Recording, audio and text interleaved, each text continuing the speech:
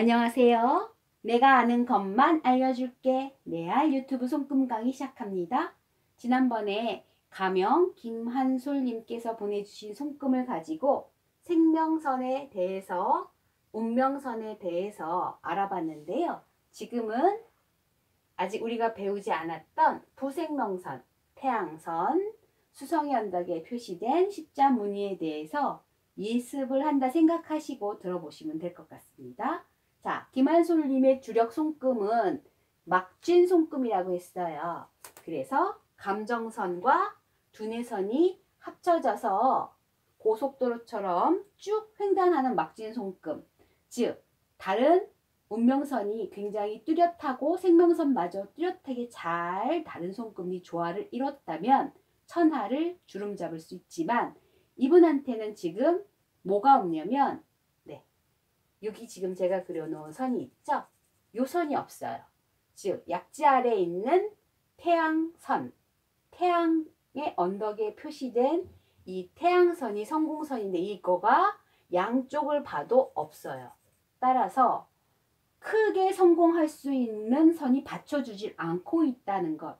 태양선이 없는 김한솔님의 손금을 잘 한번 들여다봐야 이 막진 손금의 해석을 제대로 할 수 있을 거예요. 네. 또 하나는 부생명선이라고 한 게 하나 있는데 이분이 조금 전에도 얘기했듯이 여기 한 번, 여기 두 번, 마찬가지로 여기도 같은 연령대 52세와 62세쯤에 똑같이 무슨 일신상의 변화, 특히 생명선과 연관되어 있기 때문에 건강상의 위치 변화가 예상되고 그 이후 65세경쯤에는 요절까지 보인다고 얘기했거든요. 근데 다행이라고 다음번 강의에 잘 들어보라고 했는데 이제 설명을 하면 여기 생명선이 끊어진 부분도 쭉 굴곡지게 이어진 부분 옆에 하나가 요렇게 지금 바로 이 부분이에요. 이 부분에 부생명선이 붙어 있어요. 즉 선천적으로도 이분은 손급이 여기까지만 있어요. 이거 지금 이렇게 그려지면 좋겠다라는 생각에서 그린 거거든요. 선천적으로 지금 굉장히 짧은 생명선을 갖고 있단 말이에요. 그런데 후천적인 손금에서 그래도 연결해서 90까지는 천수를 누릴 수도 있는 상이거든요. 따라서 우리는 김한솔님의 손금에서 부생명선이 주는 역할을 잘 기억하셔서 이분은 이 부생명선에 굉장히 고마워하면서 살아야 돼요. 따라서 늘 주위 사람, 특히 달의 언덕에 운명선을 시작점을 두고 있는 사람이기 때문에 고맙습니다. 이 말을 꼭 잘하는 사람이 되길 바라는 걸 당부해 드릴게요. 그래서 부생명선은 중요하게 돼 있고 어떤 사람은 부생명선이 쭉 같이 있어요. 그럼 더 좋겠죠. 제가 부생명선이 이렇게 길게 나 있답니다. 네. 그리고 여기만 있을 수도 있어요. 이분도 여기에 살짝 부생명선이 보조하고 있어요. 근데 이건 이미 지난 시기이기 때문에 이분의 나이대를 고려해서 이쪽에 있는 부생명선을 굉장히 아끼고 사랑해 줘야 될 것 같습니다. 또 하나는 수성의 언덕을 자세히 들여다볼게요. 이분 수성의 언덕 어디 있을까요? 새끼손가락 끄트머리 여기에 언덕이 수성의 언덕인데 이 수성의 언덕에 뭐가 있어요 현재? 네, 십자가 있어요. 수성의 언덕에 십자는 두 가지 뜻이 있는데 그냥 재해, 재난, 사고를 의미하기도 하고요. 수성이 가진 가장 기본적인 개념인 재물, 재운에 관련된 산업적인 아이디어로 뭔가 이득을 얻는 이 수성의 언덕의 십자기 때문에 도박이나 투기 이런 걸 조심해라 라고 얘기해주는 선이에요. 따라서 이분은 성공선도 없고 수성의 언덕에도 십자가 있기 때문에 가계부 관리나 돈 관리를 낭비하거나 그래선 절대 안 되고요. 반드시 철저한 가계부를 써서 경제적인 관념을 꼭 바로잡아야 될 필요가 있어요. 투기나 도박이나 사행성은 모두 인물인 손금이기도 해요. 다행인 것은 한번 볼게요. 우리 가끔 여기 있는 손금들을 보죠.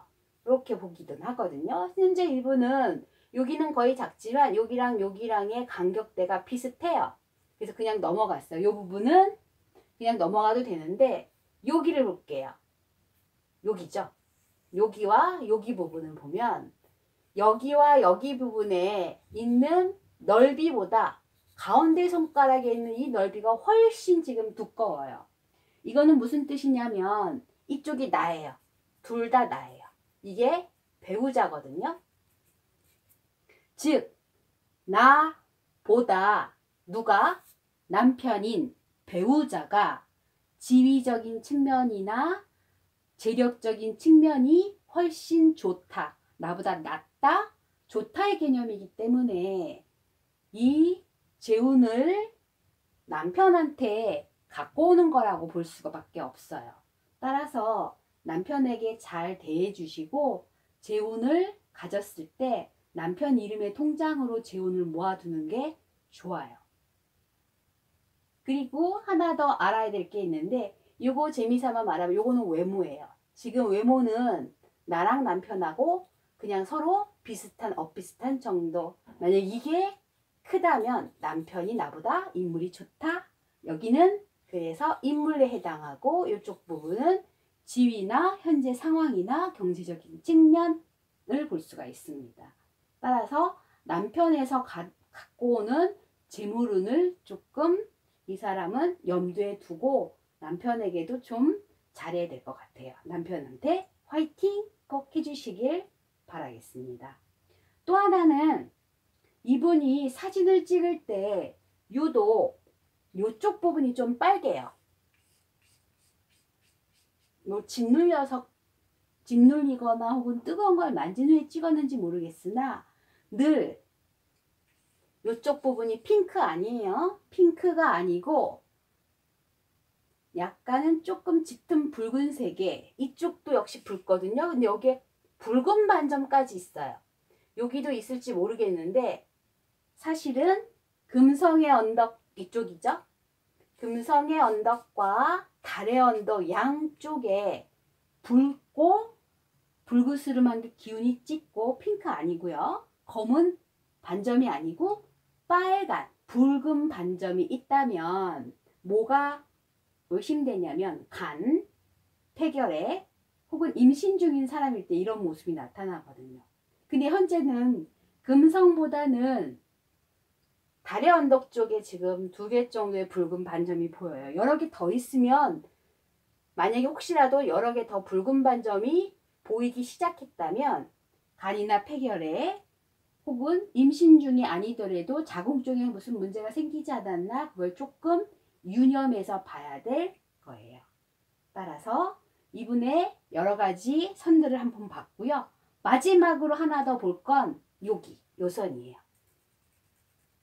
이걸 우리는 감정선을 끄는 장애선이라고 얘기해요. 장애선. 장애선은 보통 모든 것들을 끊는 선들이거든요. 주생명선을. 그게 이제 1cm 정도 이상이 되면 장애선으로서 방해하는 요소를 갖고 있는 선이에요. 즉 감정선을 끊었어요. 나이대를 보면 어디죠?